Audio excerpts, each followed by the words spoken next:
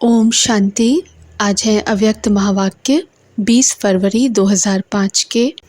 मुरली का सार है, दिल से मेरा बाबा कहो और सर्व अविनाशी खजानों के मालिक बन बेफिक्र बादशाह बनो। आज भाग्य विधाता बाप दादा अपने सर्व बच्चों के मस्तक बीच भाग्य की रेखाएं देख रहे हैं। हर एक बच्चे के मस्तक में चमकते हुए दिव्य सितारे की रेखा दिखाई दे रही है। हर एक के नयनों में स्नेह और शक्ति की रेखा देख रहे हैं। मुख में श्रेष्ठ मधुर वाणी की रेखा देख रहे हैं। होठों पर मीठे मुस्कान की रेखा चमक रही है। दिल में दिलाराम के स्नेह में लवलीन की रेखा देख रहे हैं। हाथों में सदा सर्व खजानों के संपन्नता की रेखा देख रहे हैं। पाँव में हर कदम में पदम की रेखा देख रहे हैं। ऐसा श्रेष्ठ भाग्य सारे कल्प में किसी का नहीं होता जो आप बच्चों को इस संगम युग में भाग्य प्राप्त हुआ है। ऐसा अपना भाग्य अनुभव करते हो, इतने श्रेष्ठ भाग्य का रूहानी नशा अनुभव करते हो। दिल में स्वतः गीत बजता है, वाह मेरा भाग्य। यह संगम युग का भाग्य अविनाशी भाग्य हो जाता। क्यों? अविनाशी बाप द्वारा अविनाशी भाग्य प्राप्त हुआ है, लेकिन प्राप्त इस संगम पर ही होता है। इस संगम युग पर ही अनुभूति करते हो। यह विशेष संगम युग की प्राप्ति अति श्रेष्ठ है। तो ऐसे श्रेष्ठ भाग्य का अनुभव सदा इमर्ज रहता है या कभी इमर्ज रहता है। और पुरुषार्थ क्या किया? इतने बड़े भाग्य की प्राप्ति के लिए पुरुषार्थ कितना सहज हुआ। सिर्फ दिल से जाना, माना और अपना बनाया मेरा बाबा। दिल से पहचाना मैं बाबा का बाबा मेरा मानना और अधिकारी बन जाना। अधिकार भी कितना बड़ा है। सोचो, कोई पूछे क्या क्या मिला है तो क्या कहेंगे? जो पाना था वह पा लिया। अप्राप्त नहीं कोई वस्तु परमात्म खजाने में।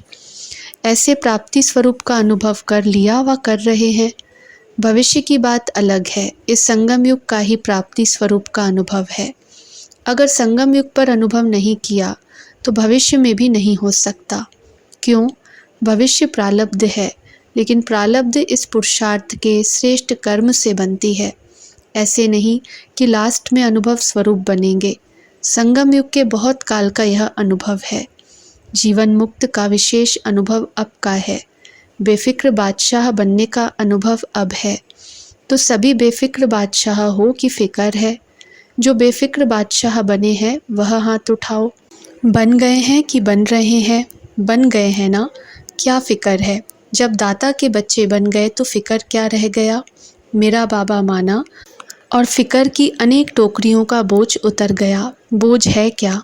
है प्रकृति का खेल भी देखते हो, माया का खेल भी देखते हो, लेकिन बेफिक्र बादशाह होकर, साक्षी होकर खेल देखते हो। दुनिया वाले तो डरते हैं, पता नहीं क्या होगा।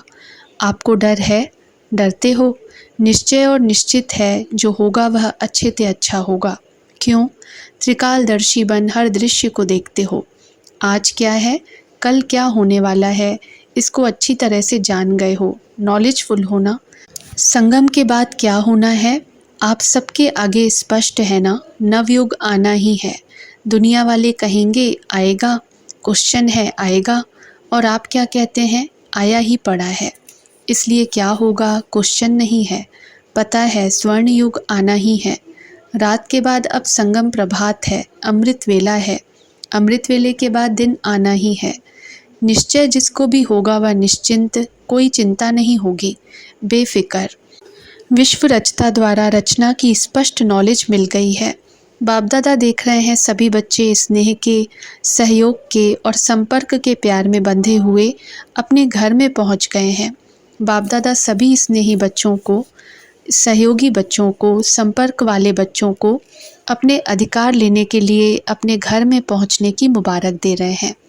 मुबारक हो, मुबारक हो। बाप दादा का प्यार बच्चों से ज़्यादा है, वह बच्चों का बाप दादा से ज़्यादा है। किसका है, आपका या बाप का? बाप कहते बच्चों का ज़्यादा है। देखो बच्चों का प्यार है, तब तो कहाँ कहाँ से पहुँच गए हैं ना। कितने देशों से आए हैं? किसी ने उत्तर दिया 50 देशों से। 50 देशों से आए हैं, लेकिन सबसे दूर से दूर कौन आया है? अमेरिका वाले दूर से आए हैं। आप भी दूर से आए हैं, लेकिन बाप दादा तो परम धाम से आया है। उसकी भेंट में अमेरिका क्या है? अमेरिका दूर है या परम धाम दूर है? सबसे दूरदेशी बाप दादा है। बच्चे याद करते और बाप हाजिर हो जाते हैं। अभी बाप बच्चों से क्या चाहते हैं? पूछते हैं ना, बाप क्या चाहते हैं? तो बाप दादा यही मीठे मीठे बच्चों से चाहते हैं कि एक एक बच्चा स्वराज्य अधिकारी राजा हो। सभी राजा हो, स्वराज्य है, स्व पर राज्य तो है ना। जो समझते हैं स्वराज्य अधिकारी राजा बना हूँ, वह हाथ उठाओ। बहुत अच्छा। बाप दादा को बच्चों को देखकर प्यार आता कि 63 जन्म बहुत मेहनत की है दुख अशांति से दूर होने की। तो बाप यही चाहते हैं कि हर बच्चा अभी स्वराज्य अधिकारी बने, मन बुद्धि संस्कार का मालिक बने, राजा बने। जब चाहे, जहाँ चाहे, जैसे चाहे वैसे मन बुद्धि संस्कार को परिवर्तन कर सके। टेंशन फ्री लाइफ का अनुभव सदा इमर्ज हो। बाप दादा देखते हैं कभी मर्ज भी हो जाता है। सोचते हैं यह नहीं करना है, यह राइट है, यह रॉन्ग है, लेकिन सोचते हैं स्वरूप में नहीं लाते हैं। सोचना माना मर्ज रहना, स्वरूप में लाना अर्थात इमर्ज होना। समय के लिए तो नहीं इंतज़ार कर रहे हो ना? कभी कभी करते हैं, रूरियान करते हैं ना। तो कई बच्चे कहते हैं समय आने पर ठीक हो जाएंगे। समय तो आपकी रचना है, आप तो मास्टर रचता हो ना। तो मास्टर रचता रचना के आधार पर नहीं चलते। समय को समाप्ति के नज़दीक आप मास्टर रचता को लाना है। 1 सेकंड में मन के मालिक बन मन को ऑर्डर कर सकते हो, कर सकते हो। मन को एकाग्र कर सकते हो, फुल स्टॉप लगा सकते हो कि लगाएंगे फुल स्टॉप और लग जाएगा क्वेश्चन मार्क। क्यों, क्या, कैसे, यह क्या, वह क्या, आश्चर्य की मात्रा भी नहीं। फुल स्टॉप, सेकंड में पॉइंट बन जाओ और कोई मेहनत नहीं है। एक शब्द सिर्फ अभ्यास में लाओ, पॉइंट। पॉइंट स्वरूप बनना है, वेस्ट को पॉइंट लगानी है और महावाक्य जो सुनते हो उस पॉइंट पर मनन करना है और कोई भी तकलीफ नहीं है। पॉइंट याद रखो, पॉइंट लगाओ, पॉइंट बन जाओ। यह अभ्यास सारे दिन में बीच बीच में करो, कितने भी बिजी हो, लेकिन यह ट्रायल करो। 1 सेकंड में पॉइंट बन सकते हो, 1 सेकंड में पॉइंट लगा सकते हो। जब यह अभ्यास बार बार का होगा तभी आने वाले अंतिम समय में फुल पॉइंट्स ले सकेंगे, पास विद ऑनर बन जाएंगे। यही परमात्म पढ़ाई है, यही परमात्म पालना है। तो जो भी आए हैं, चाहे पहली बारी आने वाले हैं, जो पहली बारी मिलन मनाने के लिए आए हैं वह हाथ उठाओ। बहुत आए हैं, वेलकम। जैसे अभी पहले बारी आए हो ना, तो पहला नंबर भी लेना, चांस है। आप सोचेंगे हम तो अभी अभी पहले बारी आए हैं, हमारे से पहले वाले तो बहुत हैं, लेकिन ड्रामा में यह चांस रखा हुआ है कि लास्ट सो फास्ट और फास्ट से फर्स्ट हो सकते हो। चांस है और चांस लेने वालों को बाप दादा चांसलर कहते हैं। तो चांसलर बनो, बनना है चांसलर, चांसलर बनना है। जो समझते हैं चांसलर बनेंगे वह हाथ उठाओ। चांसलर बनेंगे, वाह, मुबारक हो। बाप दादा ने देखा यहाँ तो जो भी आए हैं वह सब हाथ उठा रहे हैं, मेजॉरिटी उठा रहे हैं। मुबारक हो, मुबारक हो। बाप दादा ने आप सभी आने वाले मीठे मीठे प्यारे प्यारे बच्चों को विशेष याद किया है। क्यों याद किया? आज सभा में देश विदेश के बहुत से वीआईपीज बैठे हैं, तो बाप दादा ने कहा क्यों निमंत्रण दिया? पता है, देखो निमंत्रण तो बहुतों को मिला, लेकिन आने वाले आप पहुंच गए हो। क्यों बाप दादा ने याद किया? क्योंकि बाप दादा जानते हैं कि जो भी आए हैं वह स्नेही, सहयोगी से सहज योगी बनने वाली क्वालिटी है। अगर हिम्मत रखेंगे तो आप सहज योगी बन औरों को भी सहज योग का मैसेंजर बन मैसेज दे सकते हो। मैसेज देना अर्थात गॉडली मैसेंजर बनना, आत्माओं को दुख अशांति से छुड़ाना। फिर भी आपके ही भाई बहनें हैं ना, तो अपने भाई व बहनों को गॉडली मैसेज देना अर्थात मुक्त करना। इसकी दुआएं बहुत मिलती हैं।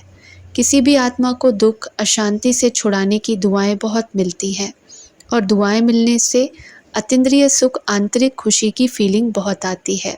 क्यों? क्योंकि खुशी बाँटी ना तो खुशी बाँटने से खुशी बढ़ती है। सभी खुश हो। विशेष बाप दादा मेहमानों से नहीं, अधिकारियों से पूछते हैं। अपने को मेहमान नहीं समझना, अधिकारी हैं। तो सभी खुश हैं। हाँ, आप आने वालों से पूछते हैं। कहने में आता है मेहमान, लेकिन मेहमान नहीं हो, महान बनाने वाले हो। तो पूछो खुश हैं? खुश हैं तो हाथ हिलाओ। सभी खुश हैं। अभी जाकर के क्या करेंगे? खुशी बाँटेंगे ना। सबको खूब खुशी बाँटना, जितनी बाँटेंगे उतनी बढ़ेगी, ठीक है? अच्छा, खूब ताली बजाओ। सभी ने खूब तालियां बजाईं। जैसे अभी ताली बजाई, ऐसे सदा खुशी की तालियां ऑटोमेटिक बजती रहें। अच्छा, चारों ओर के चाहे साकार रूप में सामने है, चाहे दूर बैठे भी दिल के नज़दीक है। ऐसे सदा श्रेष्ठ भाग्यवान आत्माओं को, सदा निमित्त बन निर्माण का कार्य सफल करने वाले विशेष आत्माओं को, सदा बाप के समान बनने के उमंग उत्साह में आगे बढ़ने वाले हिम्मतवान बच्चों को, सदा हर कदम में पद्मों की कमाई जमा करने वाले बहुत बहुत वर्ल्ड में पद्म गुणा धनवान भरपूर आत्माओं को बाप दादा का याद प्यार और नमस्ते। अच्छा, ओम शांति।